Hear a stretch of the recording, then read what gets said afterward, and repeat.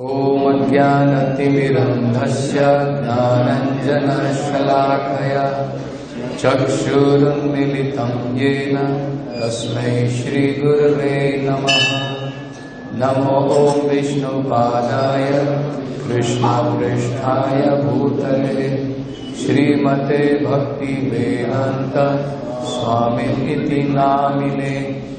नमस्ते सरस्वते देवे गौरवाणी प्रचारिणे निर्विशेष शून्यवादी पाश्चात्यदेशतारिणे। जय श्री कृष्ण चैतन्य प्रभु नित्यानंद श्री अद्वैत गदाधर श्रीवासादि गौर भक्तवृंद।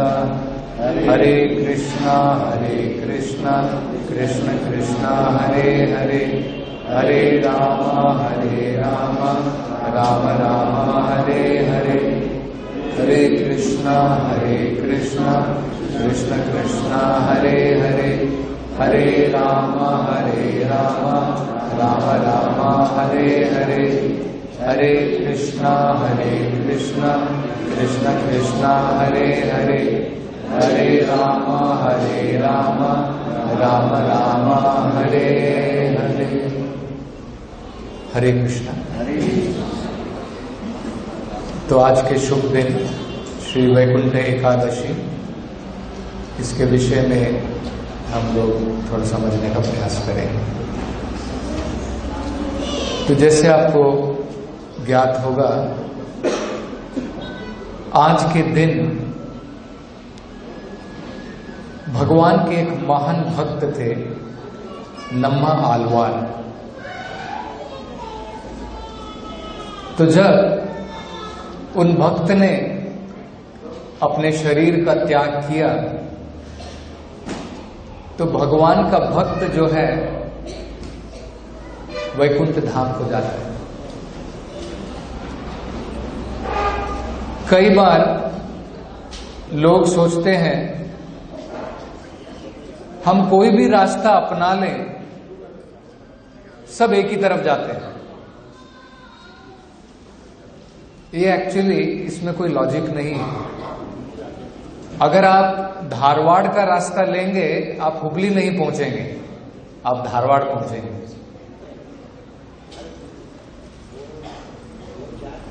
तो हुबली के लिए रास्ते जो हैं, वही रास्ता अगर आप लेंगे तो आप हुबली की तरफ जाएंगे। ठीक इसी प्रकार कई बार लोग सोचते हैं यतो मत तथो पथ, जिस भी प्रकार से चाहिए हम भगवान की उपासना करेंगे और हम सब भगवान के पास पहुंच जाएंगे। लेकिन भगवद गीता में कहते हैं कि भगवान ऐसा नहीं है। यान्ति देवा व्रतान देवान। अगर हम अलग प्रकार की उपासना में लगे हैं, देवताओं की उपासना में लगे हैं, तो हम देवलोक तक जा सकते हैं, भगवत धाम तक नहीं जा सकते हैं। तो भगवान की भक्ति मात्र करने से व्यक्ति इस शरीर को छोड़ करके दोबारा जन्म नहीं लेता है। भगवान कहते हैं भगवद गीता में, जन्म कर्म च मे दिव्यम एवं यो वेत्ति तत्वतः त्यक्त्वा देहम पुनर्जन्म नाइति मामेति सो अर्जुन। जो भी व्यक्ति भगवान की भक्ति के द्वारा भगवान को सही प्रकार से समझ सकता है, वो व्यक्ति इस शरीर को छोड़ने के बाद में वापस संसार में नहीं आता है, भगवत धाम को वापस जाता है। तो भगवान की भक्ति का क्या महत्व है कि इस भक्ति के कारण आज के शुभ दिन भगवान स्वयं अपने भक्त को, नम्मा आलवार आचार्य को लेने के लिए स्वयं वैकुंठ द्वार तक भगवान आए थे। तो भगवान भक्ति के अधीन हो जाते हैं। प्रभुपाद बताते हैं भगवान का नाम है कृष्ण। कृष्ण का मतलब होता है जो सबको आकर्षित करते हैं। इस भौतिक संसार में अगर किसी व्यक्ति के पास में धन दौलत है, हम उसकी तरफ आकर्षित होते हैं। अगर कोई व्यक्ति अत्यंत सुंदर है, ब्यूटीफुल, हैंडसम, हम उसकी तरफ भी आकर्षित होते हैं। अगर कोई व्यक्ति बहुत पढ़ा लिखा है, उसके पास में बहुत ज्ञान है, नॉलेज है, हम उसकी तरफ भी आकर्षित होते हैं। अगर कोई व्यक्ति बहुत त्यागी है, रिनाउंस्ड है, इस सांसारिक बंधनों में नहीं फंसा है, जैसे महात्मा बुद्ध थे, हम उनकी तरफ भी आकर्षित होते हैं। तो ये सारे गुण भगवान कृष्ण में पूर्ण रूप से मौजूद है, इसलिए उन्हें भगवान कहा जाता है। इसके कारण भगवान सभी जीवों के लिए आकर्षण का केंद्र है। सब जीव भगवान की तरफ आकर्षित होते हैं। लेकिन प्रभुपाद जी बताते हैं भगवान अपने भक्त की तरफ आकर्षित होते हैं। सारे जीव भगवान की तरफ आकर्षित होते हैं, लेकिन भगवान अपने भक्त की तरफ आकर्षित होता है। उदाहरण के तौर पर प्रभुपाद जी बताते हैं भगवान का एक नाम है मदन मोहन। अगर आप वृंदावन में जाएंगे तो भगवान का एक मंदिर है, काफी बड़ा मंदिर है। सनातन गोस्वामी जी ने वो मंदिर बनवाया था और वहां पर भगवान की सुंदर प्रतिमा, भगवान की विग्रह की स्थापना थी, जिनका नाम है मदन मोहन। तो मदन मोहन भगवान का नाम है। इसका मतलब क्या होता है? मदन का मतलब होता है इस संसार का जो भी आकर्षण है।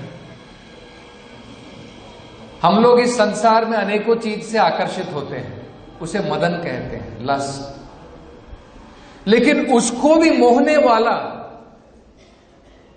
मदन मोहन है, भगवान कृष्ण है।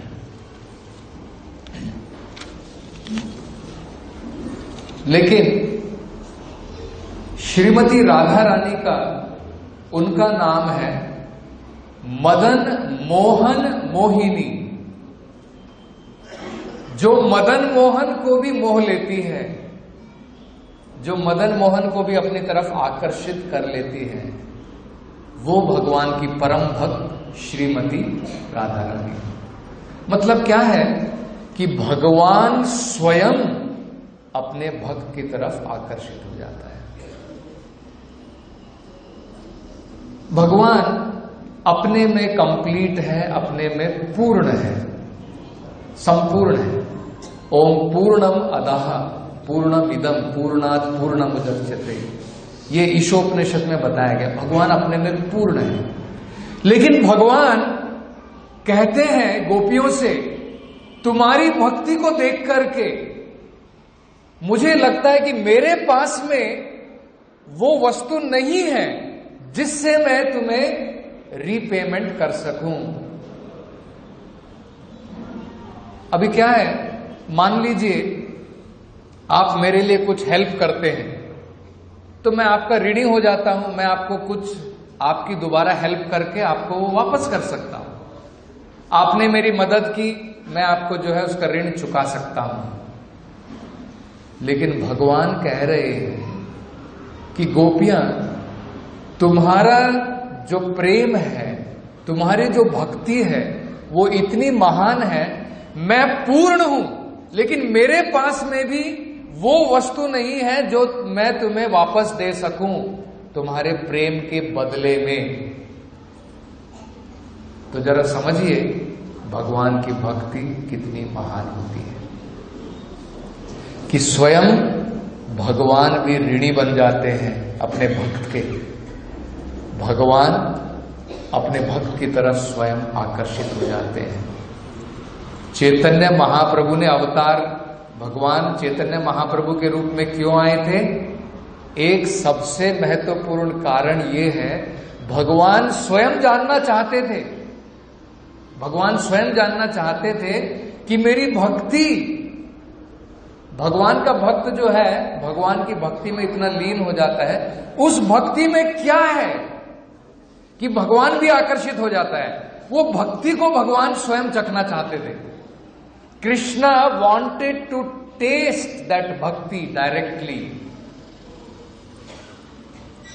ठीक है, भगवान सोचते हैं मेरे प्रति लोग भक्ति करते हैं, मेरे प्रति भक्ति करते हैं, वो बढ़िया है, लेकिन भक्त जो है उसका टेस्ट क्या है? भगवान जो है वो स्वयं उसे टेस्ट करना चाहते थे। इसलिए भक्त के रूप में भगवान स्वयं, स्वयं चैतन्य महाप्रभु, वो भगवान है, भक्त नहीं है, लेकिन भगवान भक्त के भाव में, भक्त के रूप में स्वयं चैतन्य महाप्रभु के रूप में जो है भगवान की भक्ति चढ़ने के लिए भगवान आते हैं। तो ये भगवान की भक्ति की महानता है। तो भगवान के भक्त में ऐसी क्या स्पेशल गुण है, वो हम लोग समझने का प्रयास करेंगे। प्रभुपाद एक वृंदावन का एक इंसिडेंट बताते हैं। वृंदावन में भगवान के चैतन्य महाप्रभु के 6 बहुत महान भक्त थे, कृष्ण भक्त थे। उन्हें षड गोस्वामी कहा जाता है। उनमें से 2 भक्त थे, रूप गोस्वामी और सनातन गोस्वामी। रूप गोस्वामी और सनातन गोस्वामी भगवान की भक्ति करने से पहले एक बड़े नवाब, उनके वहां पर बड़े जो है मंत्री के पद पर थे। उन्हें मंडलपति कहा जाता है। मंडलपति का मतलब होता है उनके पास में बहुत जमीन जायदाद, बहुत कुछ था उनके पास में, प्रैक्टिकली राजा के बराबर थे।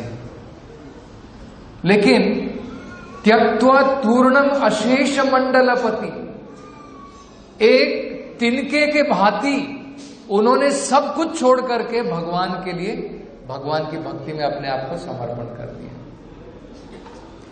तो रूप गोस्वामी और सनातन गोस्वामी जब वृंदावन में रहते थे, अपने महल को, अपने सब कुछ छोड़ करके वो केवल जंगलों में रहते थे, पेड़ों के नीचे वास करते थे। तो एक दिन ऐसा हुआ, रूप गोस्वामी जो जंगल में रहते थे, पेड़ों के नीचे रहते थे, उनके मन में एक विचार आया कि मेरे भाई सनातन गोस्वामी, मेरे बड़े भाई सनातन गोस्वामी, वो भगवान के महान भक्त हैं और भक्तों की सेवा करनी चाहिए। मैं भी कभी कभी सोचता हूं कि क्यों ना अपने भाई सनातन गोस्वामी को यहां पर बुला करके, अपनी कुटिया में यहां पर बुला करके उन्हें एक बढ़िया फीस्ट दिया जाए, उन्हें बढ़िया जो है भगवान का प्रसाद जो है परोसा जाए। तो बढ़िया प्रकार के पकवान भगवान के लिए बनाना चाहते थे, सब कुछ बनाना चाहते। जैसे हम लोग भगवान को जो है 56 भोग लगाते हैं, तो इसी प्रकार से वो भगवान को अनेकों प्रकार का भोग लगा करके अपने भाई सनातन गोस्वामी को देना चाहते थे प्रसाद के रूप में। उनके मन में ये विचार आया, लेकिन फिर सोचने लगे, अरे भाई यहां पर कौन अरेंज करने वाला है? मैं तो यहां पर जंगल में रहता हूं, जंगल में कौन अरेंजमेंट करेगा? ना वहां पर दुकानें हैं ना कुछ है। लेकिन देखिए, भगवान अपने भक्त की इच्छा पूरी करता है। तुरंत वहां पर जैसे ही रूप गोस्वामी के मन में ये विचार आया, वहां पर एक छोटी कन्या, सुंदर छोटी सी लड़की उस जंगल में आई और उन्होंने कहा, बाबा आज जो है हमारे घर में बहुत सारी सामग्री हम आपको जो है यहाँ पर प्रदान करना चाहते हैं ताकि आप भगवान को सुंदर भोग लगा सको।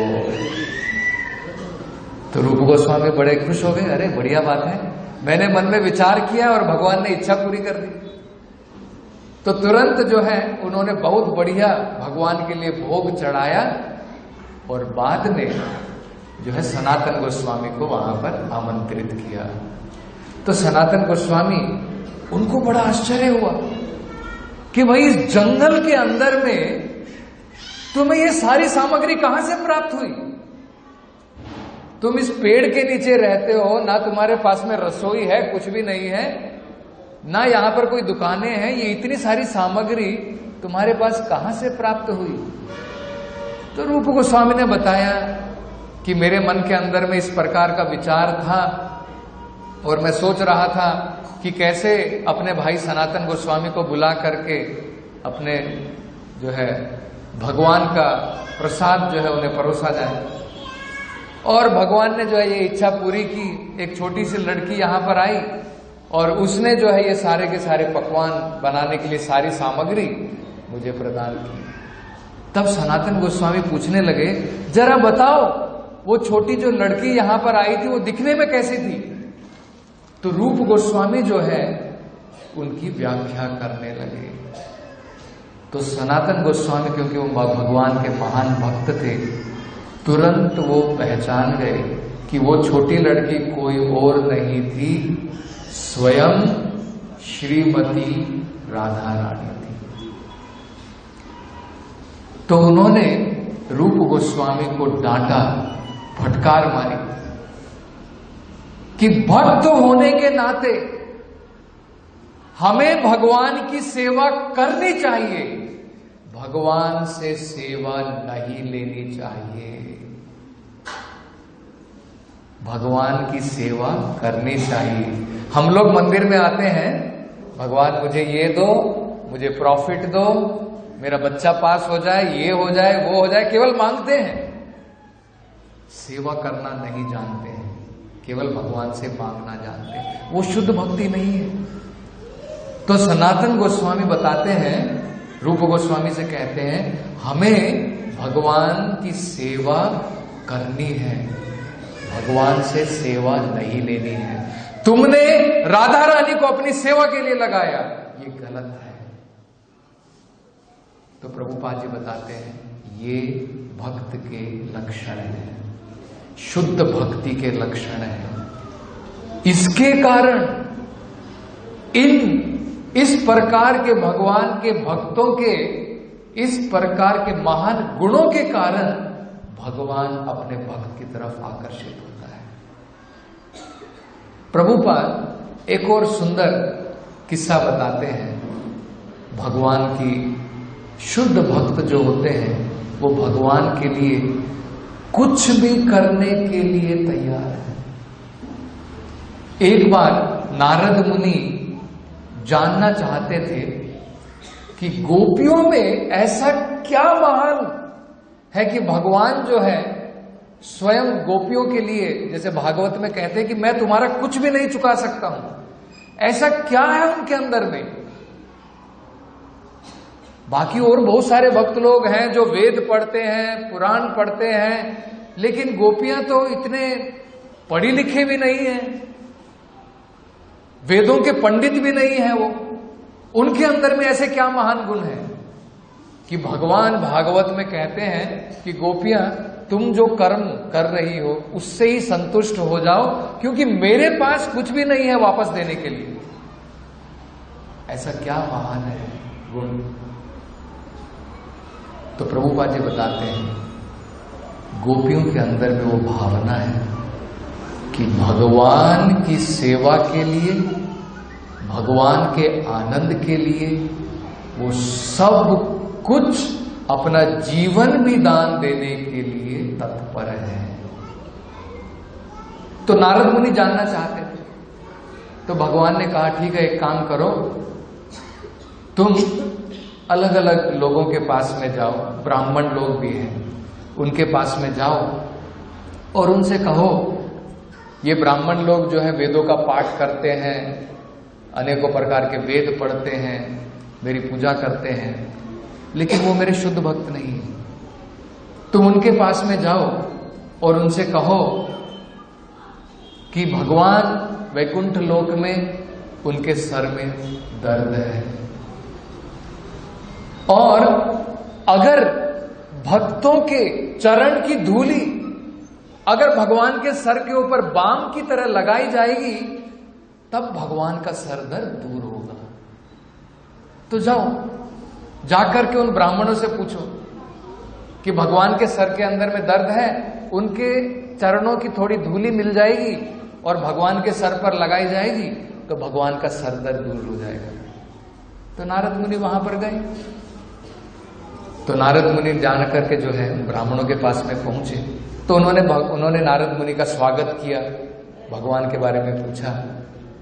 तो नारद मुनि ने बताया कि वैकुंठ लोक में भगवान जो है उनको सर दर्द है, और जब तक आप आपके पाद, आपके चरणों की धूली नहीं देंगे और भगवान के सर के ऊपर वो नहीं मसली जाएगी, भगवान का सर दर्द दूर नहीं होगा।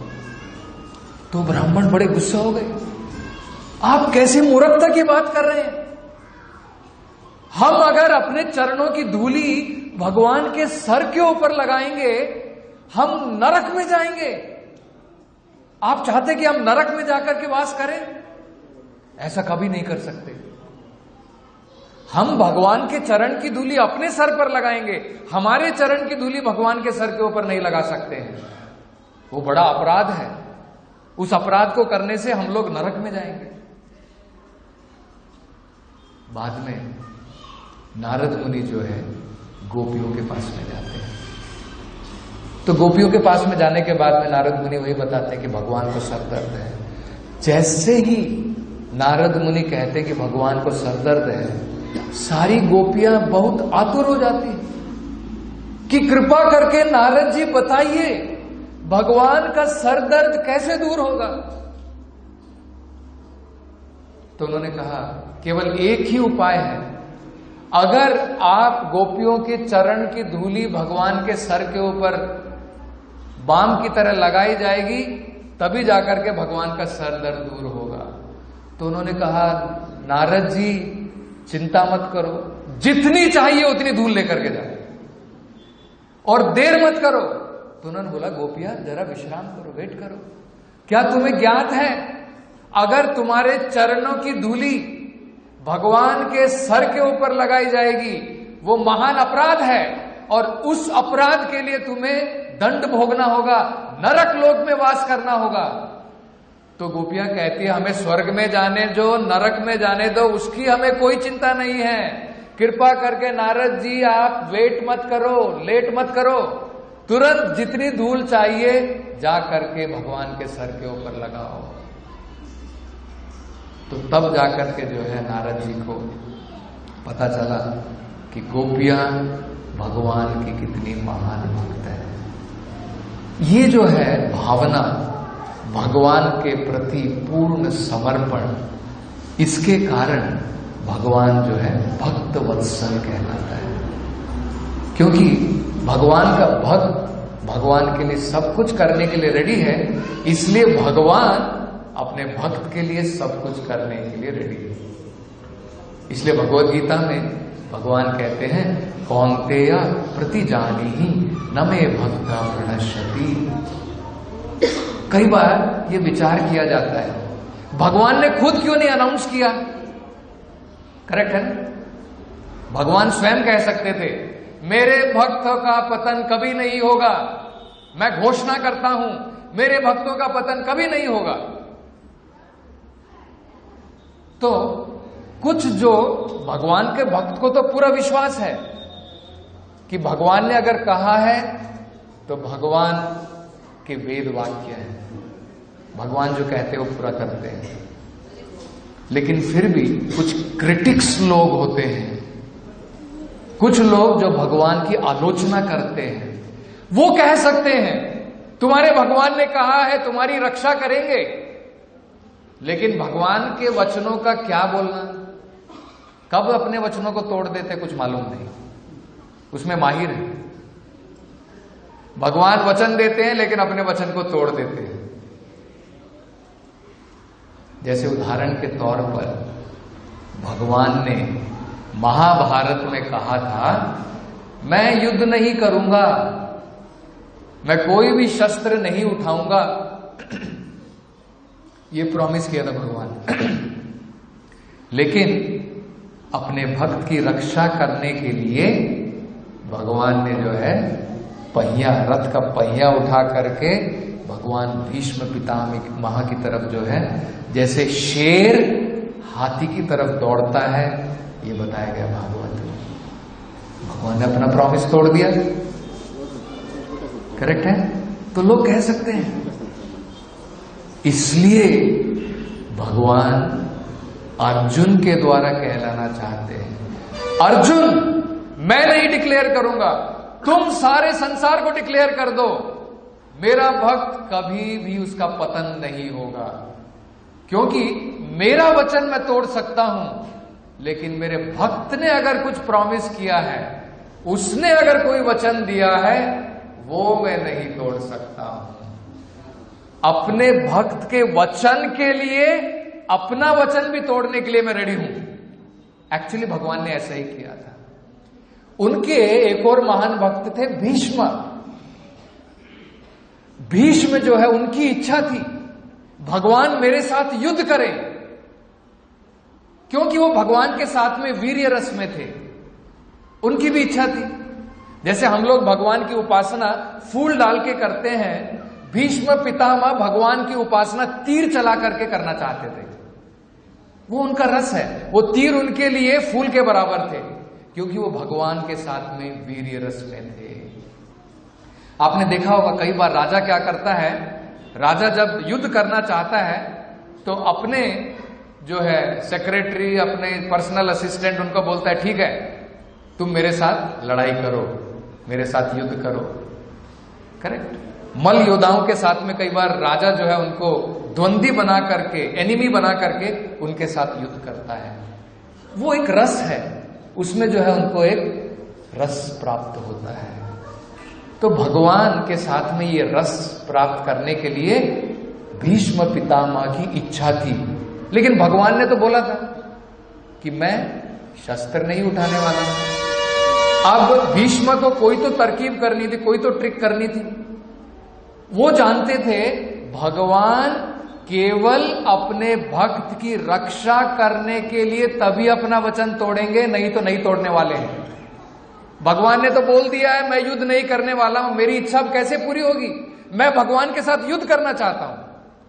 तो उन्होंने सोचा एक ही तरीका है, अगर अर्जुन जो भगवान का इतना प्रिय भक्त है, अगर किसी न किसी प्रकार से मैं उसे संकट में डाल दूं, प्रॉब्लम में डाल दूं, तब भगवान उसकी रक्षा करने के लिए अपना वचन जरूर तोड़ेंगे। और ऐसा ही हुआ।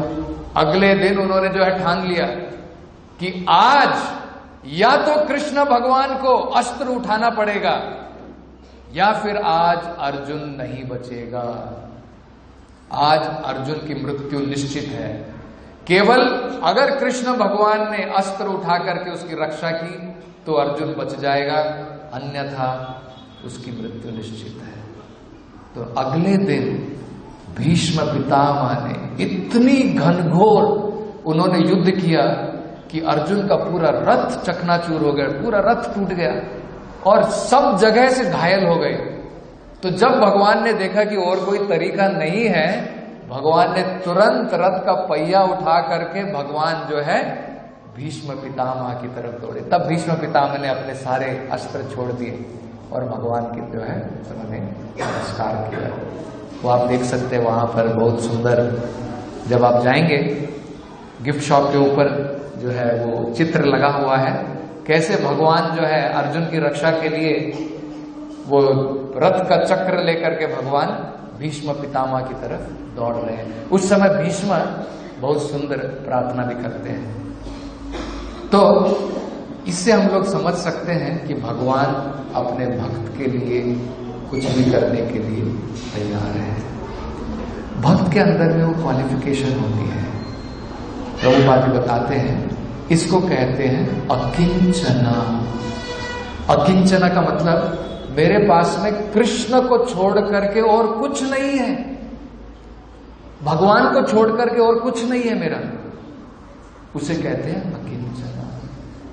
लेकिन अकिंचना का सही अर्थ हमें समझना है। तब हम लोग सोचेंगे गरीब आदमी उसके पास में कुछ नहीं है, क्या वो अकिंचना है? नहीं, वो भी अकिंचना नहीं है। जो भी उसके पास में है वो उससे अटैच है। एक सुअर है, शुकर जो होता है, मल खा रहा है लेकिन वो मल से अटैच है। आप उसे बोलेंगे हलवा खाइए, नहीं सर ये स्टूल बहुत बढ़िया है कि वो उससे अटैच है। एक बार प्रभुपाद अपने एक शिष्य को दिखाते हैं कि किस प्रकार गरीब से गरीब व्यक्ति भी अपनी जो भी उसकी प्रॉपर्टी है, छोटी क्यों ना हो, उससे अटैच है। एक बड़ी ही पुअर लेडी, गरीब औरत जो है, सर के ऊपर जली हुई लकड़ियां लेकर के जा रही है। तो प्रभुपाद कहते देखिए, वो सोचती है वो उसकी प्रॉपर्टी है। एक बड़ा आदमी सोचता है मेरी इतनी सारी प्रॉपर्टी है, एक गरीब व्यक्ति भी सोचता है ये मेरी प्रॉपर्टी है। वो भी अकिंचन नहीं है। भगवान का भक्त, उसके पास में सब कुछ होते हुए भी वो सोचता है मेरा कुछ नहीं है। जैसे बैंक का मैनेजर होता है, बैंक का मैनेजर अभी डीमोनेटाइजेशन हुआ था, करोड़ों करोड़ों रुपए आए बैंक के अंदर में। अगर मैनेजर सोचने लगे, नाचने लगे, भाई वाह मेरे पास में करोड़ों रुपए आ गए, नहीं, वो जानता है मैं तो केवल उसका इंचार्ज मात्र हूं, ये मेरे पैसे नहीं है, ये बैंक के पैसे हैं। मैनेजर तो कुछ दिन के बाद में बदल जाएगा, दूसरा मैनेजर आ जाएगा, वो पैसे उसके नहीं हो गए। इसी प्रकार से हमें कुछ समय के लिए प्रॉपर्टी मिलती है, मूर्खता पूर्वक हम लोग सोचते हैं मेरी है। हमें समझना चाहिए सब कुछ एक्चुअली भगवान का है। ईशावास्यम इदम सर्वम यत् किंच जगत्याम जगत। तो ये जो है पांडवों के अंदर में था, सब कुछ, पूरा भारतवर्ष उनका था। आज का जो छोटा भारत है इतना सा नहीं, आज का छोटा भारत है, पूरा वर्ल्ड भारतवर्ष कहलाता था। और युधिष्ठिर महाराज पूरे भारतवर्ष के सम्राट थे, लेकिन फिर भी अकिंचन थे। वो नहीं सोचते थे ये मेरे पिताजी की प्रॉपर्टी है, नहीं, ये सब भगवान की प्रॉपर्टी है। केवल मुझे इंचार्ज दिया गया है भगवान का प्रतिनिधि होकर राज्य करने के लिए, उसे अकिंचन कहते हैं। तो भागवत में एक बहुत सुंदर वर्ष है, उसमें भगवान बताते हैं कि भगवान के भक्ति ये दो बहुत महत्वपूर्ण क्वालिटी होती है।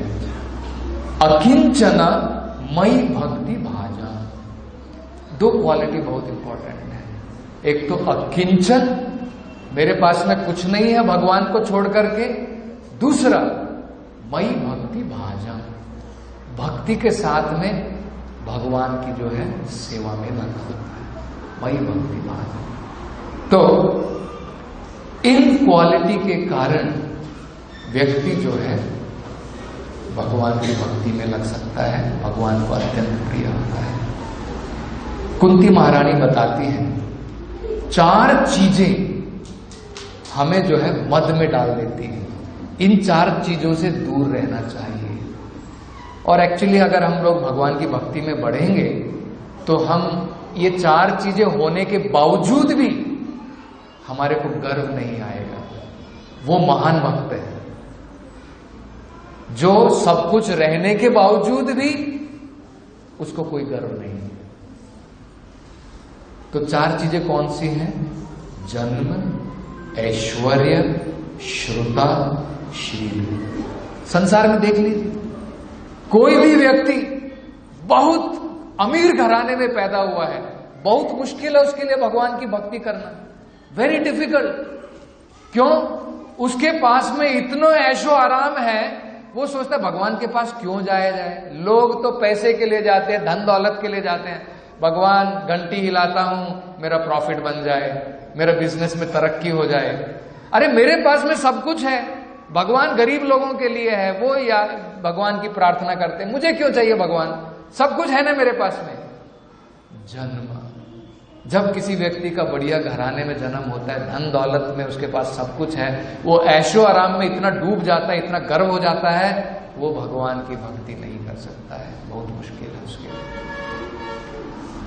तो जन्म ऐश्वर्य, ऐश्वर्य का मतलब होता है धन दौलत। श्रुता, जब व्यक्ति भौतिक विद्या में बहुत ज्यादा बढ़ जाता है, पहला प्रश्न पूछता है वेयर इज गॉड, कहां है भगवान। बड़े बड़े साइंटिस्ट, नोबेल लॉरेट, बड़ी विद्या मिल गई है, पीएचडी मिल गई है उनको, भौतिक विद्या का देखिए, जिसके पास में भी भौतिक विद्या बहुत ज्यादा आ जाती है, प्रश्न पूछता है भगवान कहां है, मैं ही भगवान हूं, हम ही भगवान हैं, एक दिन हम स्पेस को कॉन्कर कर लेंगे, मत हो जाता है। श्रुता, श्री भी, और जब व्यक्ति शरीर से बहुत सुंदर होता है तो वही व्यक्ति सोचता है अरे मैं अट्रैक्शन का कारण हूं, सब लोग मेरी तरफ अट्रैक्ट होते हैं, मैं क्यों भगवान की तरफ जाऊं। तो ये चार चीजें जो हैं, इनसे हम लोग सोचते हैं मेरे पास में कुछ है, हम लोग अकिंचन नहीं बन सकते हैं। इसलिए कुंती महारानी कहती है ये चार चीजें भगवान की भक्ति में बाधा है। ऑफ कोर्स जब हम लोग सही प्रकार से भगवान की भक्ति करते हैं तो हम इनसे दूर रह सकते हैं। लेकिन भागवत में एक उदाहरण भी दिया गया है, किस प्रकार इंद्र, वो इतने धन दौलत ऐश्वर्य सुंदरता सब कुछ है उसके पास में, इतना मद हो गया था कि जब अपनी जो है रानी के साथ में वहां पर बैठे थे और गंधर्व लोग गीत गा रहे थे, अप्सरा जो है नृत्य करने में लगी थी, उस सभा के अंदर में उनके गुरु वहां पर पधारे, बृहस्पति वहां पर पधारे। तो लेकिन इंद्र देवता जो है अपने इन सब ऐश्वर्यों में इतने मद हो गए थे, ना तो उन्होंने जाकर के द्वार के पास में जाकर के गुरु का अभिनंदन किया, गुरु जी आइए, अपनी सीट से खड़े तक नहीं हुए। जरा देखिए कितना मद है, अपने भोग विलास में इतने डूबे हुए थे, गुरु आए पहचाना भी नहीं, अपनी सीट से तो खड़े नहीं हुए, वहां पर जाकर के उन्हें उनका अभिनंदन भी नहीं किया। बाद में जब उनके गुरु वहां से निकल गए तब जाकर के जो है उनको ज्ञात हुआ कि गुरु इस सभा में आए थे और चले गए। बाद में जो है अपने ऊपर वो विलाप करते हैं और कहते हैं कि क्या फायदा है ये धन दौलत ऐश्वर्य सब रह करके, जिसके कारण जो है गुरु वहां पर आए और मैं उन्हें पहचान भी नहीं सका प्रैक्टिकली। तो ये एक प्रकार से हमारे भगवान की भक्ति में बाधा आती है। लेकिन अगर हम लोग भगवान की भक्ति जिस प्रकार से गुरु ने हमें सिखाई है, अगर उसका पालन करते हैं तो जो भी हमारे पास में है, और वो ये समझ करके कि सब भगवान के लिए है, हमारा मन तन धन जो भी हमारे पास में है, जब हम भगवान की सेवा के अंदर में लगाते हैं तो ऑटोमेटिकली हम जो है भगवान की भक्ति में बढ़ेंगे, और जो भी हमारी इस भौतिक सांसारिक अटैचमेंट है धीरे धीरे हम लोग इससे दूर हो सकते हैं। तो ये जो एक क्वालिटी है अकिंचना, जब हम लोग भगवान की भक्ति में बढ़ जाते हैं और जब हमको ये रियलाइज हो जाता है कि भगवान के सिवा मेरे पास में कुछ भी नहीं है, कोई प्रोटेक्शन भी नहीं है, कोई मेंटेनेंस भी नहीं है, सब कुछ भगवान की कृपा से होता है, तब हम लोग जो है भगवान को अत्यंत प्रिय हो जाते हैं। तो आज के दिन का यही महत्व है कि भगवान जो है भक्त वत्सल है, अपने भक्त की तरफ भगवान अट्रैक्ट होते हैं, भगवान अपने भक्त के लिए कुछ भी करने के लिए तैयार है। तो उनके जो महान भक्त थे नम्मा आलवार, वैकुंठ एकादशी के दिन जब उन्होंने अपने शरीर का त्याग किया तो स्वयं भगवान वैकुंठ द्वार पर आकर के जो है अपने भक्त को वैकुंठ धाम ले जाने के लिए वहां पर आते हैं। हरे कृष्ण।